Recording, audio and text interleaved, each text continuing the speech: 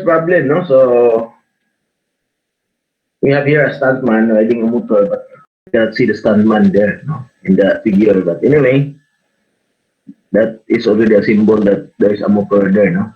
And then there's a hump, no? But that's not a real, an ordinary hump. It is a big hump with a radius of 30 meters, no? So like that, okay? So if you are riding a car traveling very fast, so and then you pass by a hump, so it seems that your the car is jumping, no, after the crest of the hump, no. So the you especially if it runs at a very uh, fast velocity, no. So kung kusog ang dagan sa imong kuan, even if you ride a bike and then you're running at 100 kilometer per hour, then you pass by a hump. So your your bike will be off the air after the crest, no? So it will float for a while and then go back and then pull down to the surface, no?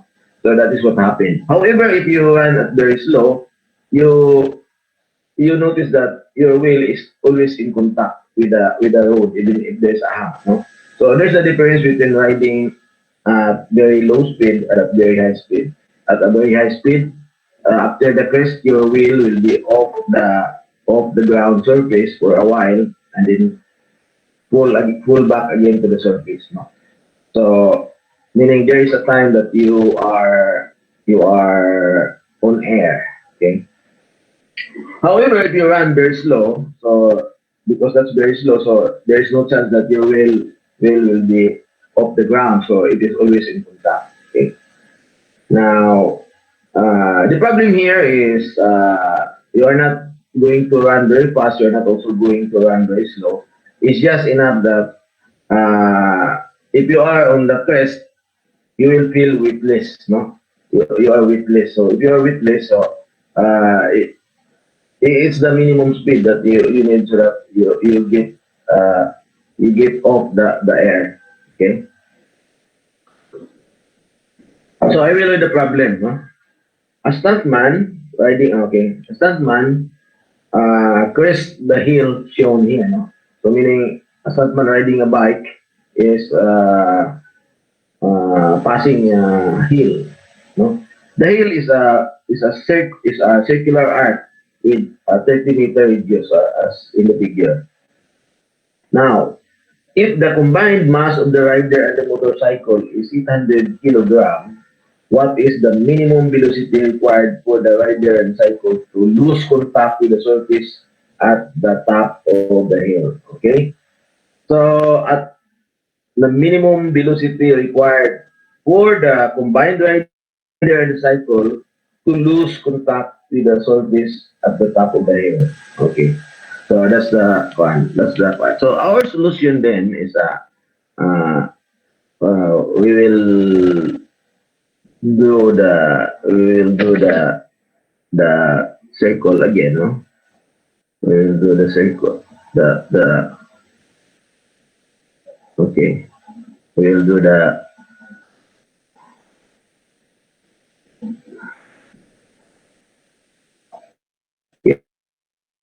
okay.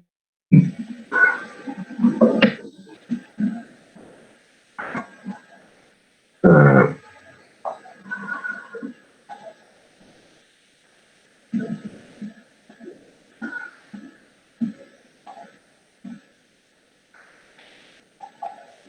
okay.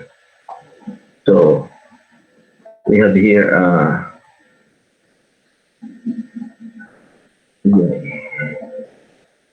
figure. So we'll put it here. So we have here a hump, and then we will put what we call an axis, no axis. So I will insert a drawing here.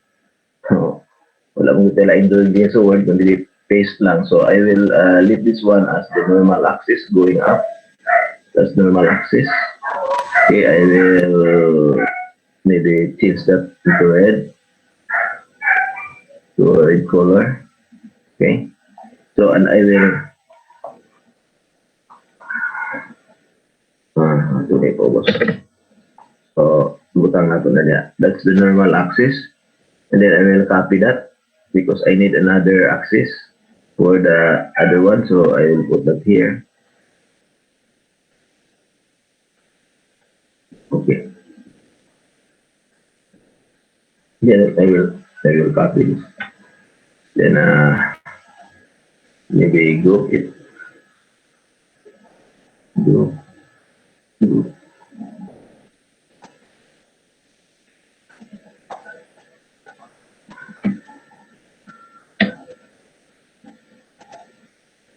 Okay.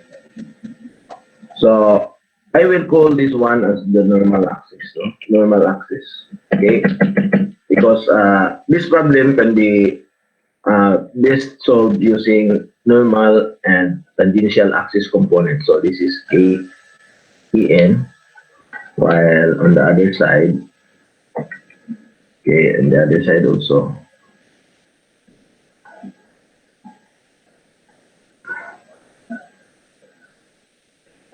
So sulat gamit na lang sa kuwan. En, then din mo pizza, gamit na lang sa six box. Ito lain gamit. And this one is what we call the pero padakan sa lang siya. Mga 16 siguro yapon. Okay. And then kini siya subscribe ka. Okay.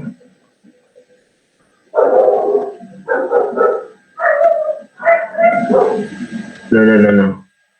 This is a normal component. So we just call this N axis, and this one is tangential P. Okay, this is the tangential axis. So mao na siya, no? Okay, and then as the rider here, as the rider is on top of the so asal ko akong kuan doing ato ni crop up ni.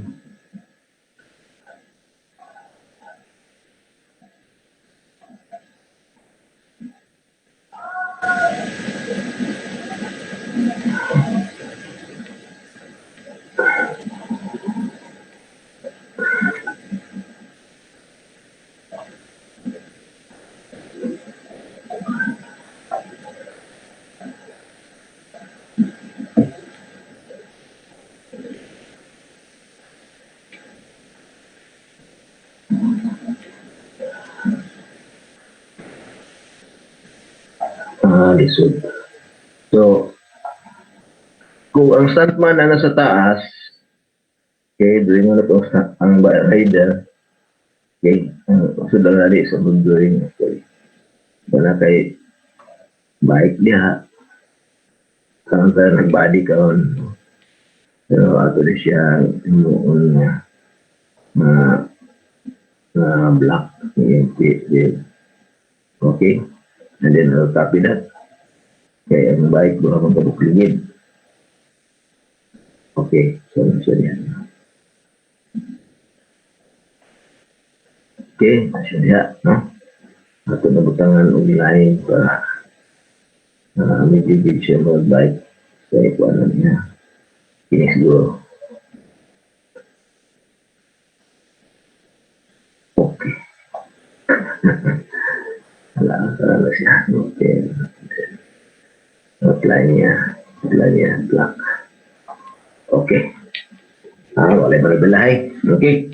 So, as the stuntman is already in the apex of the hump, so the problem is what will be is the required minimum velocity so that this one is just about to lose contact with the surface of the top of the hill.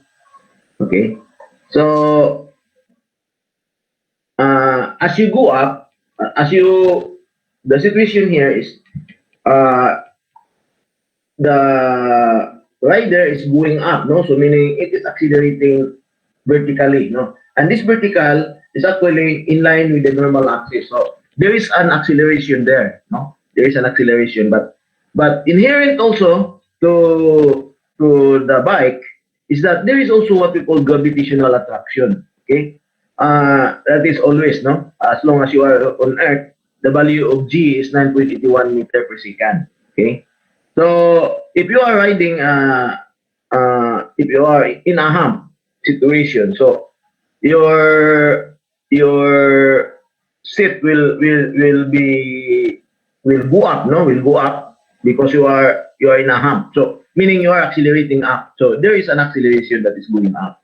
Now we will present that as AT. Okay, so that as AT. I will have an arrow here going up. Ano? Okay, and I will format the adilan. So, ano? No? May nagandang yung arrow. Ito lang ini. Arrow, ada. Okay. Okay, so ato na ibutang diya. Doon na siya gitawag na E sub T. Ano siya? E sub T. Tawag niya na is E sub normal component. Okay? So that's the normal component. Now, on the other side also, copy, paste. On the other side, there is also what we call the tangential component. But there's also a tangential component, no, of the bike going there. Okay? And we call that as the gamit na din yung fixed box. That is what we call the T. Okay? And then fixed outline, no outline. Fixed outline, no outline. And then this one will be 16.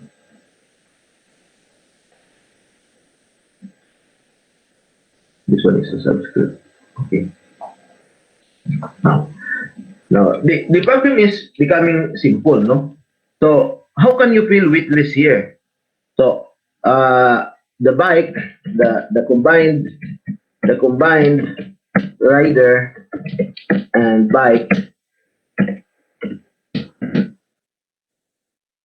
shall be weightless. Shall be weightless at the top of the hill, so that the wheel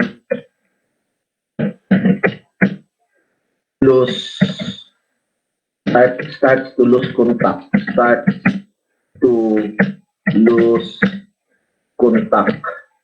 Contact with the surface. Okay, so that's it, no? Now, how can this one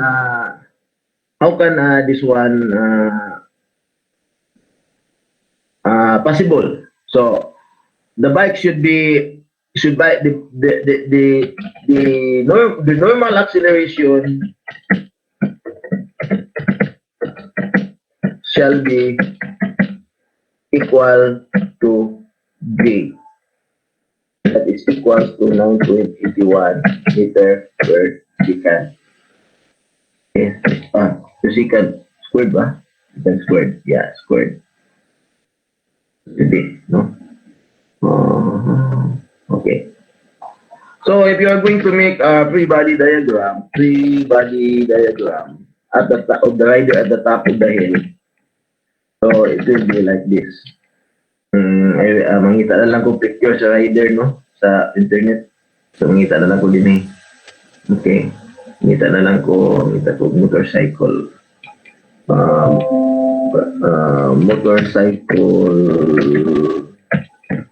Motorcycle riding man.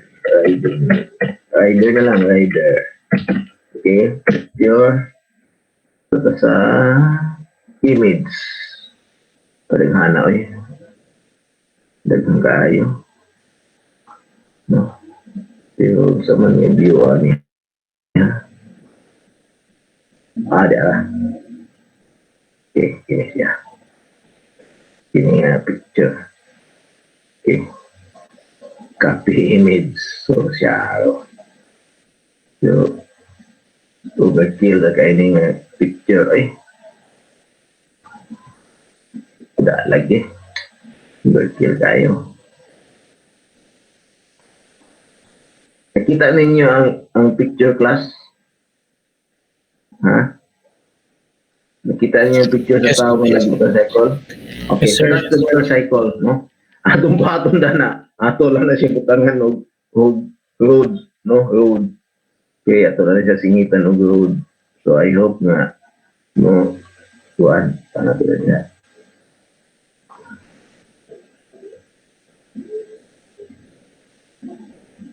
Grabe kayo. So, format na natin na format. Format. Nakuha na natin mga line. Wala na siya i-black. Black. Niya, ang width niya, nakuha natin. Ito. Okay. Wala siya mail, no? So, what we do is, we will make figure that's going up. We have acceleration that's going up. Going there. We have also an acceleration that is going there. Okay. So this one is what we call mass times normal acceleration. So hindi na man, kundi in times A in. Okay, so monta na lang siya subscript. While for this one, ito siya kitawag na in AT. Ang punosab na.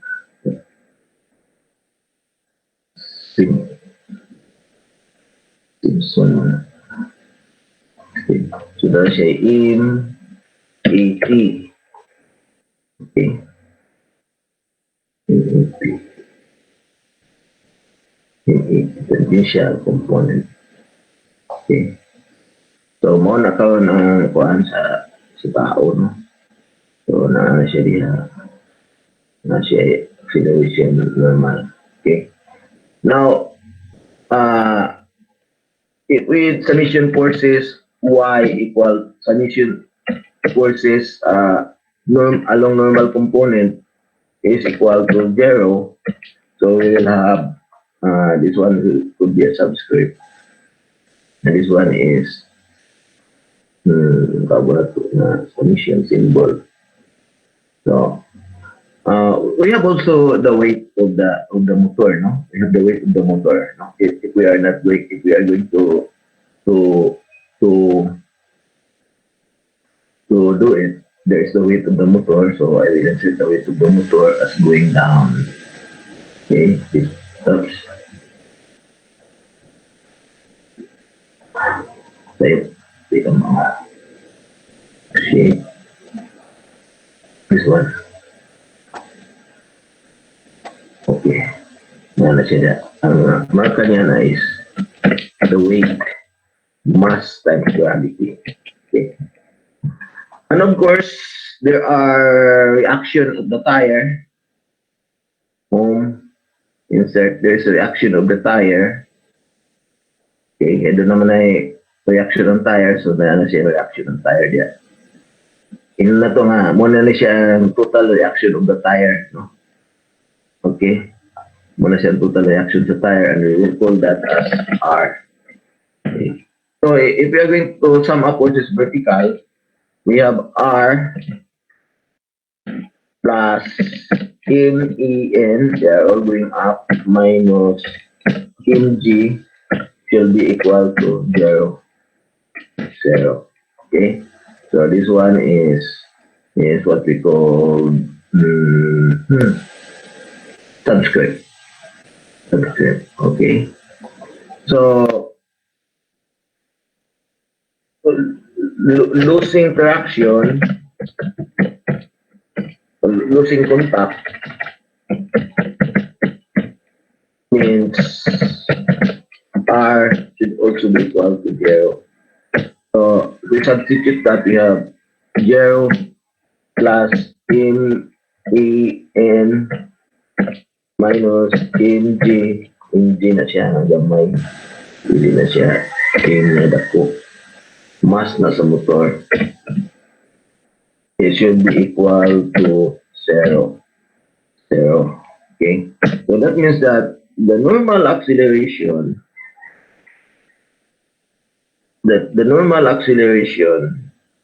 yeah, ito na lang.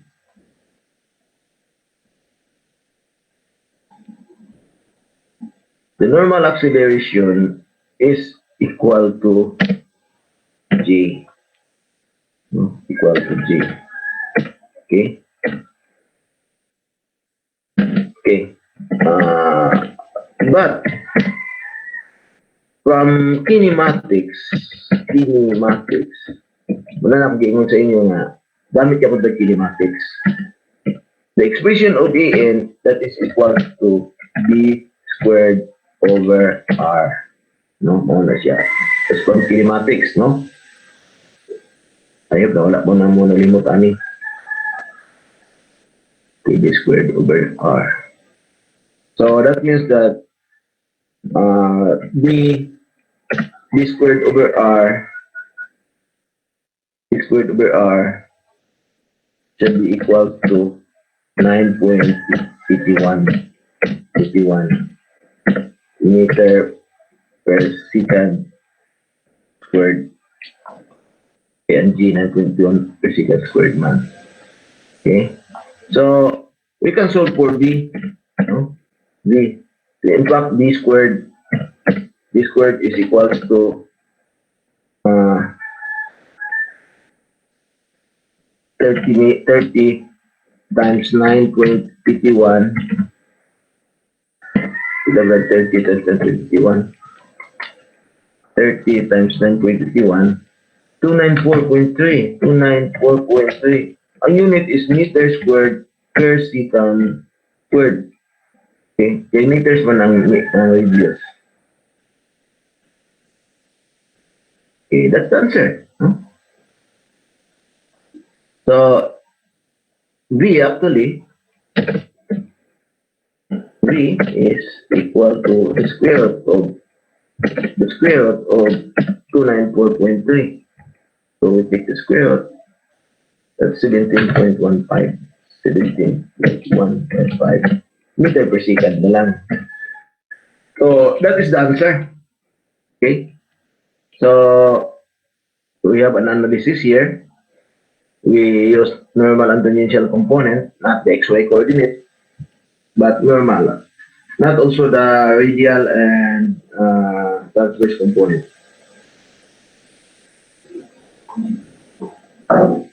Then our analysis is actually equal to this one. So it lose contact means that the R is zero, has zero value, the reaction of the tire. And we have En equals to G. So una itong isulti ganyan. Then we substitute the value of En from kinematics. And then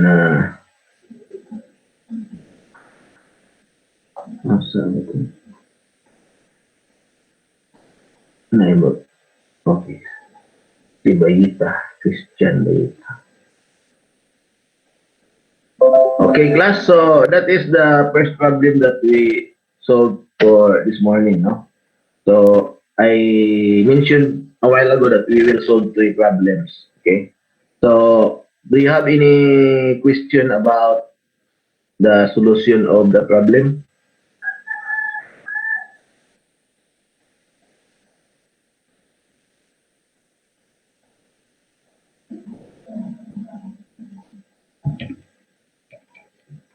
Do you have question?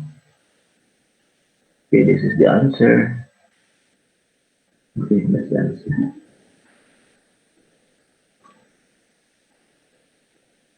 So if there's none, we will proceed with problem number 2. No? So we you notice that we are dealing already with forces, no? So that means that actually this is Newton's second law, no? This is using Newton's second law, no? This is Newton's second law because mass times acceleration is Newton's second law, no? So using, so here I will insert, no? Using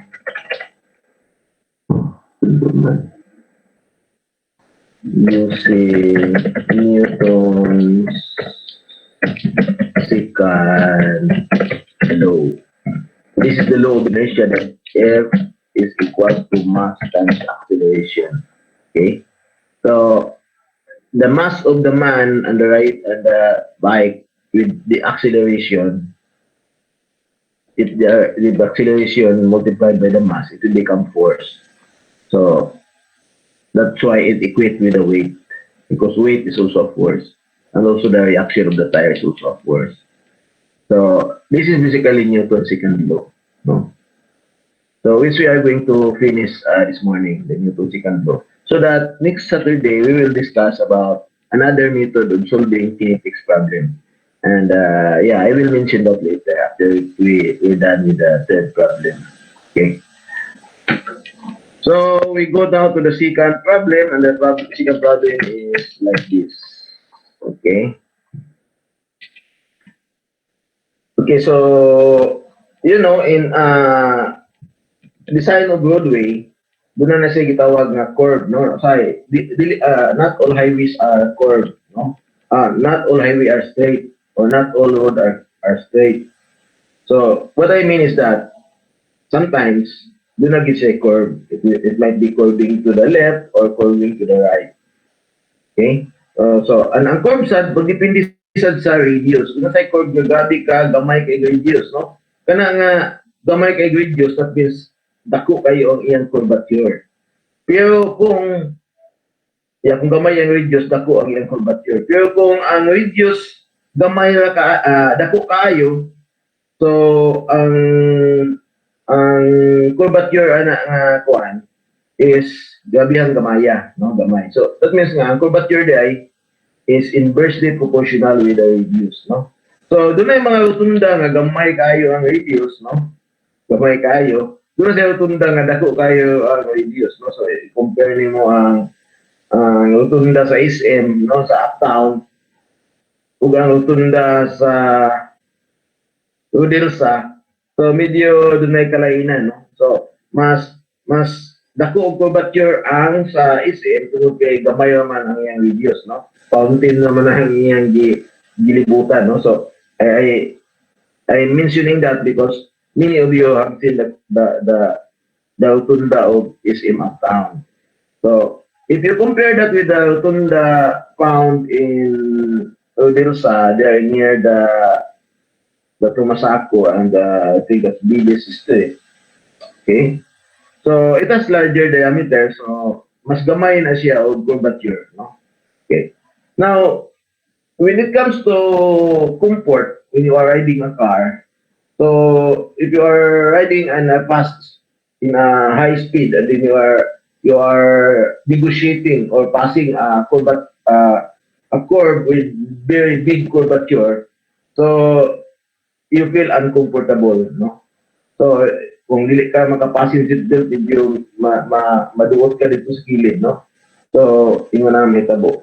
But if you are passing a curve with a very large radius or small curvature, so you cannot even feel, no? You cannot even feel that you are passing a curve.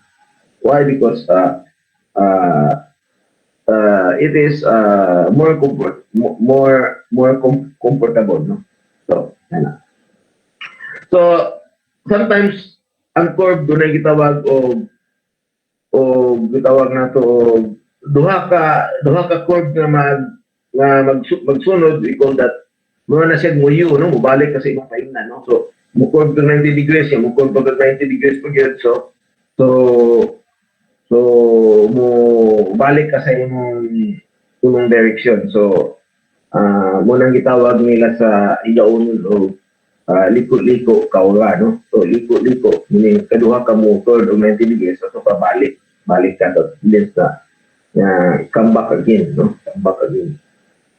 So, anyway, now, kung ang curve mo left o paingon sa right, ang pulma na niya, mo na siyang letter S, no? Mo na siyang letter S. Instead nga, may mo siyang letter C, may mo siyang letter S. Kaya nga naman, mag-turn ka to the right, and then mabalik ka turn to the left. So, imo na siyang imaginon, muna kag like is, no? O nga na, is curve. So, muna gitawag og is curve. Or, ang term na sa road survey, tawag niya na reverse curve, no? Reverse curve. So, in the picture, you have a reverse curve, no? Meaning, you are curving to the left and you are curving to the right. So, that's how it is. Now, another thing is that the radius of the two curves is different in radius, no? Different in radius. Now, if you are also riding, you are in a car and you are receiving a curve. Okay, if you are not slowing down as you enter the curve, murag malabay, malapaso ang imong gisakyan paingon sa kilid sa dalan. Okay, especially kung dili ka mo slow down. Okay, labi na og hilis ang imong tire niya. Danlog ang dalan, no? So, like for example, kining asfalto, no? In asfalto. Ang asfalto is okay siya kung dry, no? Pero ma-minus ang yan coefficient of friction kung basa siya. So that's why it's called slippery when wet, no? So that's the asphalt. So dagan mga sign niya sa road niya, slippery when wet. Okay. So tinuod na siya, no, nga daghan kay mga motor nga na slide. Why? Because nagtubada sila, abi nila o mao gyapon ang grip sa ilang tires sa road. So because doon na tubig na nakabasa sa road, so medyo danlog siya, no? So na loss estimate nila, so ang hindi pa kayo kabisado mo magmaniho, mas slide. Okay, now sa car mo gyapon mas slide gyapon kung usog kayo ang dagan, no, labi na og muli ko og kalit, no, muli ko og kalit. So the only way nga di ka mo slide is you have to slow down. So kung dili mo slow down sa may buhaton, buhaton nila mga og kanang speedway ang dalan, itakilid nila ang dalan, no? Itakilid nila para kung mga kusog mo dagan nga car dito sila moagi sa bakilid yung gayo, no? Para di sila malabay, no? Kung mga slow running car, hindi sila moagi sa medyo flat na dalan. So ang tawag ganun pag ang term sa engineering sa route sa highways is tawag niya na is super elevation. So doon na siya super elevation. Karang itakilid niya ang dalan, dili flat. So doon na yung mga dalan ma-observe mo, like for example, if you go to SM, passing by the, I think, West Central School ba na, no? So, paingon ka dito, ingon ka sa Baminta Boulevard, buliko din ka dito sa flyover, ang dalan diha, nagbakilid na siya, no? Bakilid. Okay? Nagbakilid. So, muna nga, mong tawag niya na super elevation. Kanang mga bakilid ng mga dalan, usually ibutang nila sa mga curve, no? Para safety factor sa mga sakyanan. Bisag budagan sila og kusog, dili sila malabay tungod kay naka-super elevated ang roadway, no? Tawag niya embankment, no? Di tawag embankment. So, super elevation gid ang tawag niya. So, kung wala super elevation, utangan na nila speed limit, no? Kailangan mo na ang imong dagan kay basig malabay ang sakyanan sa kilid, no? Okay. So, that is not the problem, no? But I'm just talking about experiences about riding on the road, and then I'm talking about the part of the road, the types of curve, yung tinatawag na C curve, yung tinatawag na S curve. Now, I'm talking about that because we are dealing with S curve this morning, no? Along here, especially in problem 2. Okay, problem 2 goes like this. Okay, saan ito ba siya susunod? Wala day. Okay. So we have a 1,500 kilogram car. enters an S curve and slows down from 100 kilometer per hour at A to a speed of 50 kilometer as it passes C. Okay? So E and B and C is a point in the on the road, no? So this is the plan view of the road. So you have a car at A speeding, but the moment he is at point A, he stepped his brake a little. No? He gave friction to the tire. So what happens is that the car slows down. Okay, there is a deceleration as the car enters A. So as it travels 200 meters toward point C, so medyo nakuhaan na gid ang iyang speed ug katunga. Nahimo na lang siya 50. Tungod sa friction nga iyang i-apply sa tire, no? Nag-apply siya brake gamay. So, gamay kayo ni nga tamak sa brake, so para lang doon na siya slowing down. Lisod sa ito, brake niya dito, no? So, one, dili man na comfortable po ang brake diretso. Kala sa accelerate sa diretso, medyo dili sa na siya comfortable kayo, no? So, kung dili ka makapanggunit ana, malabay ka, no? Nakasulod dali na kung sa mga bus, kung na sa bus ka nang magkabit ka, no? Magsakay ka train anywhere in Japan, in China, in the kung kayo nang puno kayo ang train. So, dili hayahay sakyan ang train. Puno is katanan, magbangga yun mo, no? So, imagine mo kung musutoy kalit ang train or mo stop kalit ang train. So, mga dagan mga tumba, dagan mga mumo. But here, the car is slowing down easily, no? Easier siya. That as it enters A, the speed is 100 km per hour, but the speed becomes 50 km per hour at C. Now, the distance is given also in the figure. Now, the radius of curve AB is 400 meters and the curve for radius BC is 80 meters. Okay. Now, the question is, determine the total horizontal force exerted by the road on the tires at position A, B, and C. Okay.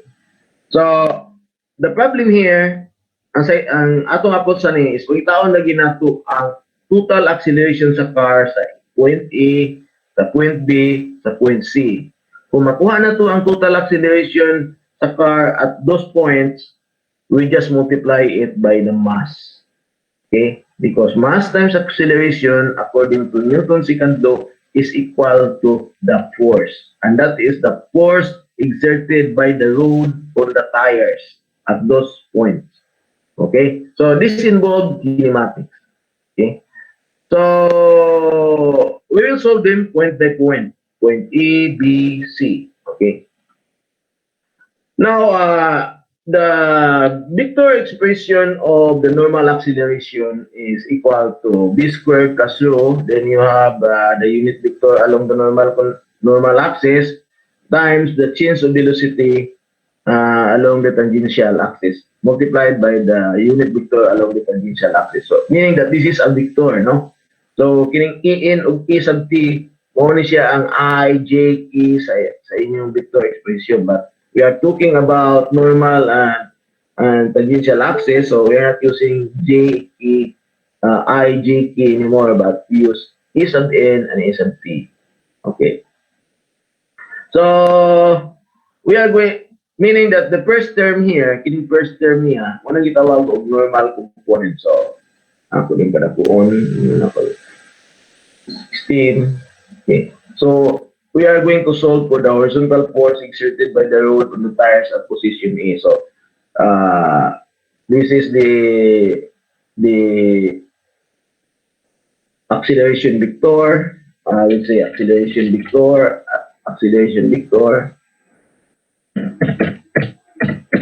expression. So, this is an expression. So, meaning that if this is a vector expression of the acceleration, ang buot ipasabot na composed ni siya of normal of tangential component. Okay? So the normal component is equal to B squared over R. Okay? Okay, B squared over R. Now, klaro man kayo nga kung E ang imong gisolve, kining A ang imong gisolve, A, sa A pa siya, nag-mention man siya nga 100 kilometer per hour pagid siya sa A. Wa pa na makuha A. Kay at that moment mo pa'y pag-step niya sa brake gamay. No? Yan gi butangan og friction gamay. So at A. So at A, kuan pagid siya. Kanang 100 kilometer per hour pa lang siya. No? So at A, at point A, V is still 150 feet. 30 feet. 50 feet means kilometer per hour. Okay? But we convert that into 27.7778 meter per second. Nanong ato why we convert into meter per second? Because ang atong acceleration is meter per second squared man. So that kilometer per hour man. No? So which is kilometer into meter and the hour into second. So that means that the 100 kph is just equal to 27.778 meter per second. No? Meter per second. Kaya kining 100 kilometer per hour para man siya sa mga auto, no? Kung na ka, pila yung speed, 100 kph. Okay? So, yung na lang, kung na, no? Pero kung gamiton mo na siya sa formula, imong computation, so, labi na o ga-involve ang imong mga formula o unit na meter o second. So, ang kilometer per hour is really appropriate. So, you have to transform it to meter per second. That is why that's why you have the 27.778 there. That's actually the same as 100 kph. So that is times 1,000 divided by 3,600. Yeah, that's it. So that explain. Kasi bungutan na mo nga, sir, asa mo nagika ng 27.778? Wala mo may kapitaan na 27.78. But actually, more na siya, no? I-convert lang siya into meter per second. And then, the formula of AN is equal to B squared over R. Okay, but the R here happens to be 400. So, we divided by 400. That means the normal acceleration of the car at point T is 1.929 meter per second. Okay. How about the tangential component? Okay, we'll answer that, no? We'll answer the tangential component. Okay, the tangential component is actually assuming a constant deceleration. You have this formula, no? B squared C minus B squared 2 is, so 2 times acceleration, and then S is equals to 200. Okay, we'll see. We will account that, no? We'll account. Saan ito masulod? Laman. Ano siya?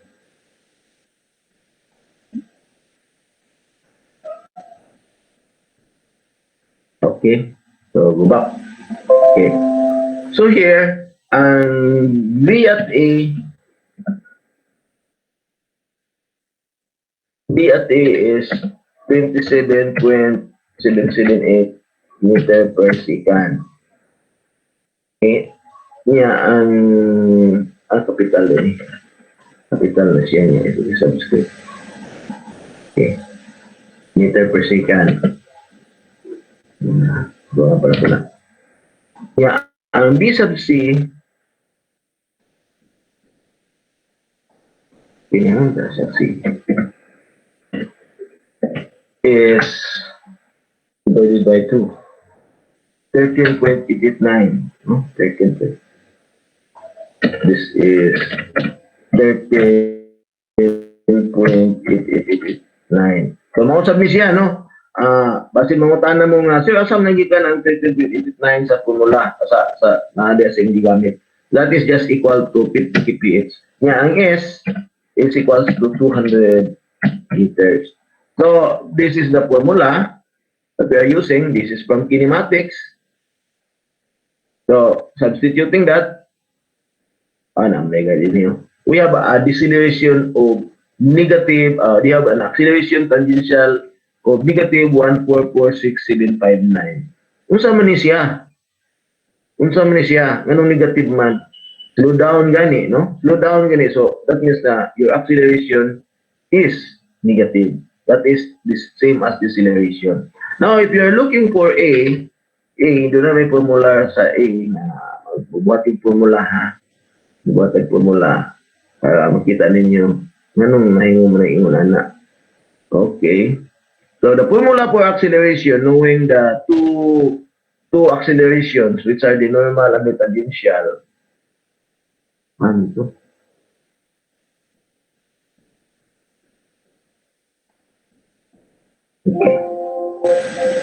Okay, so we have A equal to is square root of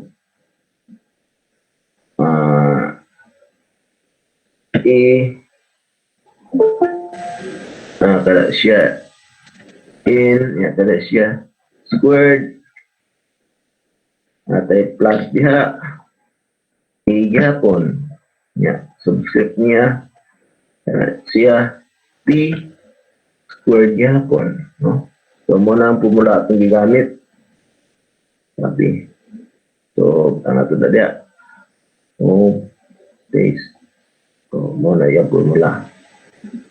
So sulbon na nato, substitute nato ang kuan ang value sa ET ug EN.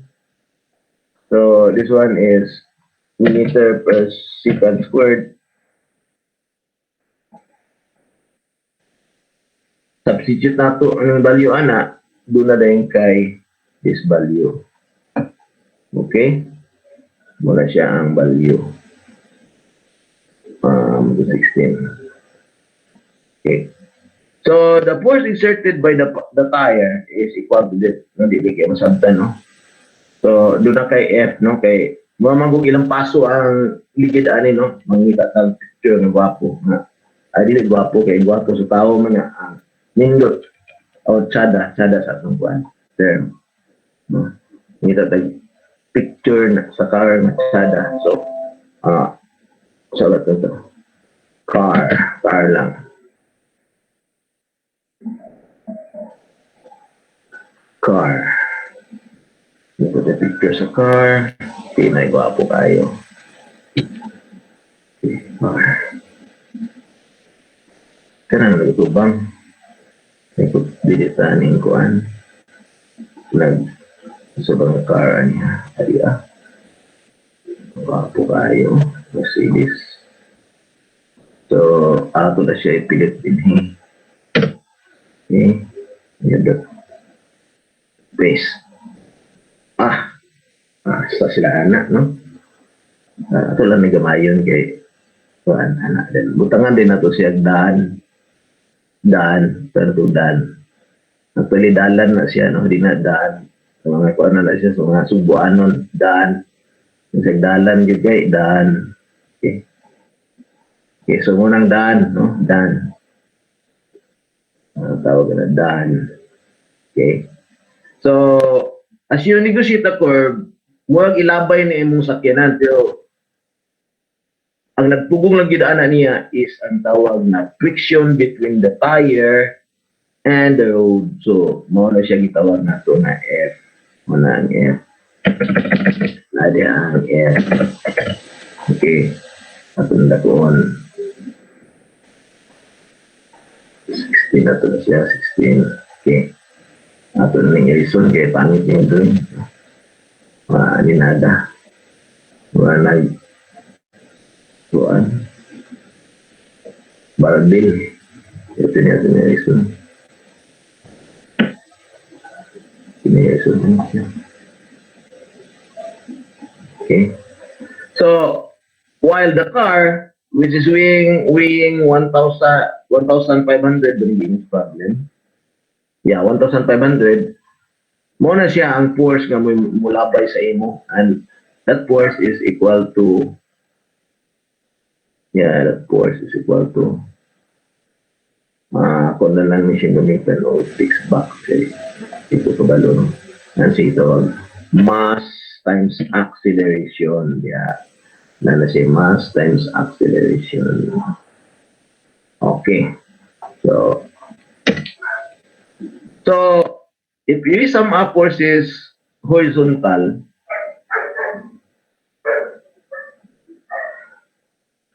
okay, if we sum up forces along x-axis, F is equal to MA, and that is equals to this. No? F is equal to the force exerted by the tire. Tire. Okay, so the force exerted by the tire is equal to that. Yeah. Okay, or this is 3.616 kilonewton. Okay, on the siyang force. So that is at A. Huh? That is at A. So we already solved one problem of this, no? The horizontal force exerted by the tire. Okay. So I think since the car slows down, the maximum accelerate one, it depends because here the radius is also smaller, so we do not know what is the normal component of the velocity here. Okay.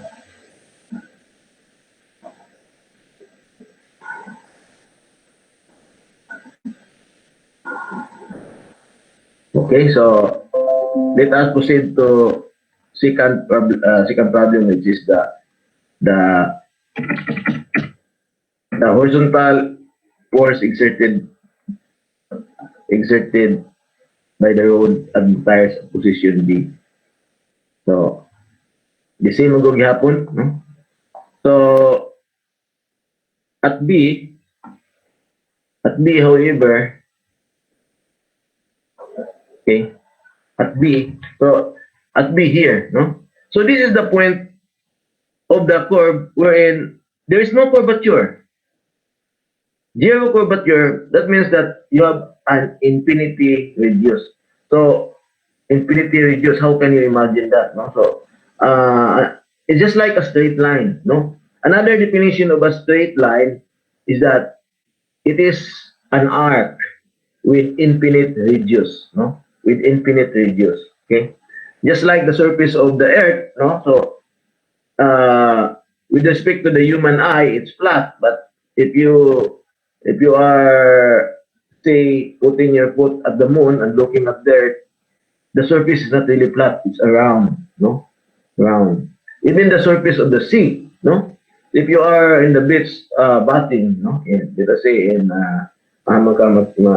maligo sa Uy Beach, Bunbun Beach, or sa Upol, no? Kumot asa ba ng Uy Beach o Ubalo? Nasa na siya? No? So, if you look on the horizon, you can see that flat giving kuan kining sea, no? Sea. But the sea is not flat, no? It's not flat. Gabugdo na siya, gabugdo. Okay? So, at point B, you will see that the radius is infinite. That means that if the infinite, either you are not thrown to the left or you are not thrown to the right, no? So, mawala ang imong kwan ni kay experience man ka og kwan o neutral, no? Neutral ka, dinhi mo kag ilabay to the right, then neutral ka dinhi after sabihin sa mo sa ilabay to the left, no?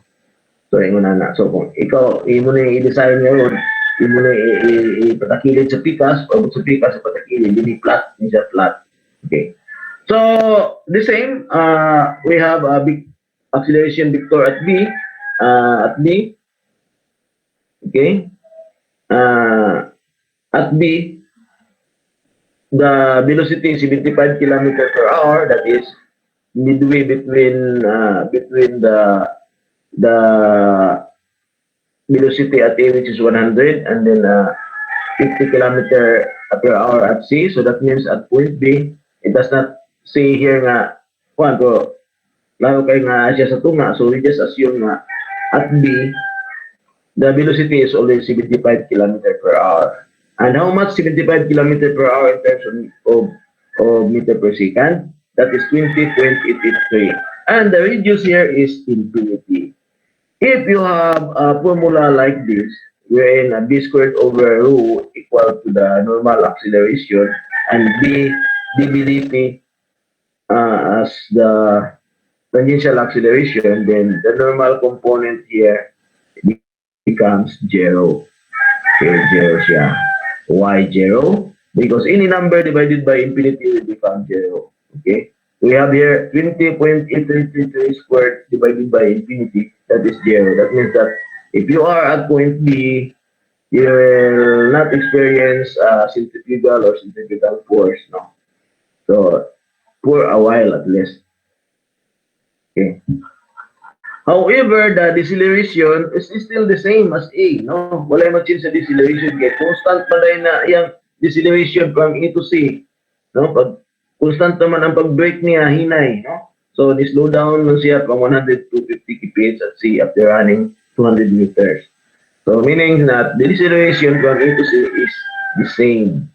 So, we still have a deceleration of negative 1.479 meter per second squared. Okay, that means that if you are using this formula, as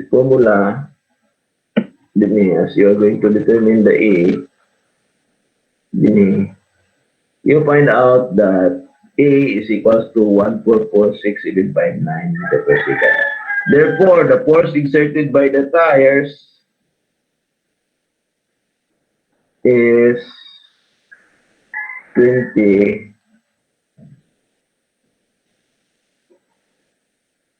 pero di ko ganahan na kay pangit. So, ako na siyang i-resolve. Bulihan ako na siya ani kay Chada. Chada siya. So, ito ang natudunhin.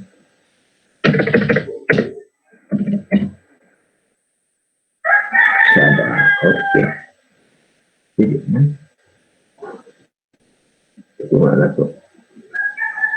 That is Chada. Ito nga na to. Globe.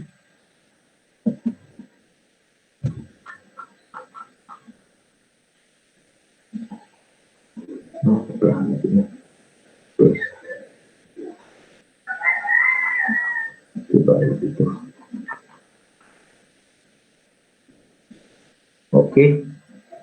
So, yun lang siya. Force nag-exert sa tire. Yan. Tulog lang. Yun lang siya. Force nag-exert sa tire. Please. Parang ko dito.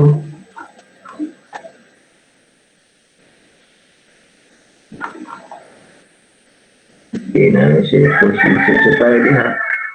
And we call that as letter F. F. Yeah, dinesa doon na siya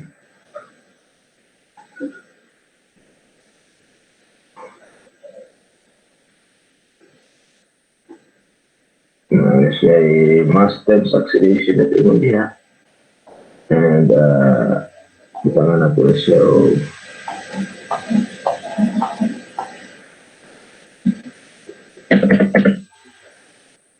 insert lang ba. So,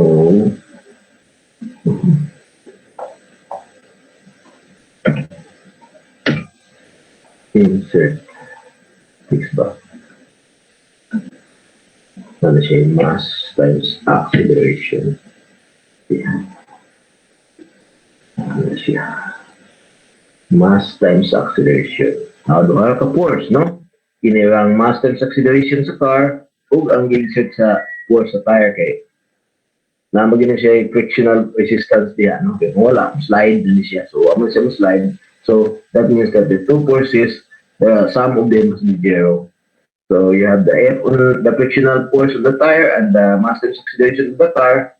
So, we have 2, 1, so then we have F here equal to that amount. Or this one is, if you convert that to kilonewton, This is 2.170138 kilonewton.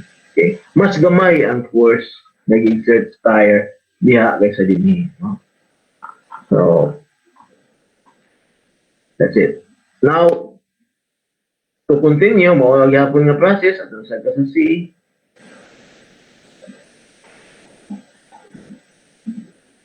So, the normal acceleration at C. Okay?